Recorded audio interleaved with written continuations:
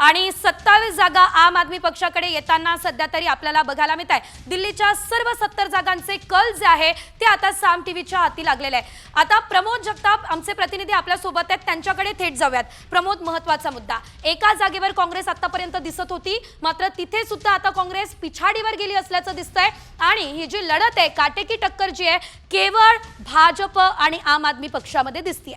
सविस्तर अपडेट या संदर्भात।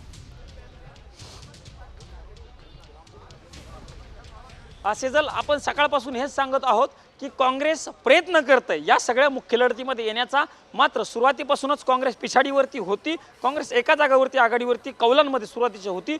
मुख्य लढत आम आदमी पक्ष आणि भारतीय जनता पार्टी या दोन महत्त्वाच्या पक्षांमध्येच होताना आपल्याला बघायला मिळत होती। सेजल, आम आदमी पक्षाचे जे महत्त्वाचे नेते आहेत ते अनेक महत्त्वाचे नेते पिछाडीवरती असल्याचं आपल्याला बघायला मिळते। अरविंद केजरीवाल जे दिल्लीचे माजी मुख्यमंत्री आहेत, आम आदमी पक्षाचे सर्वेसर्वा आहेत।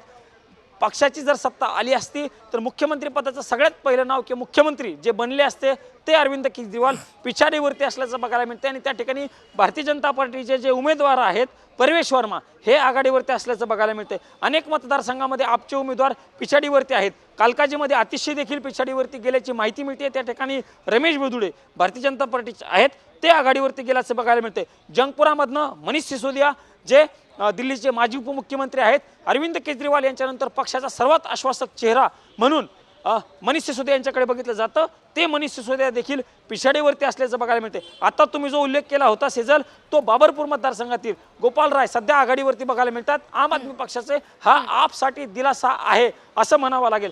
बाबरपूर मतदारसंघामध्ये भारतीय जनता पार्टीच्या उमेदवाराच्या प्रचारार्थ महाराष्ट्राचे मुख्यमंत्री देवेंद्र फडणवीस यांनी प्रमोद, एक महत्त्वाचा मुद्दा तो म्हणजे आपण पाहिलं होतं की काँग्रेसने सुद्धा आम आदमी पक्षाच्या विरोधात प्रचार जो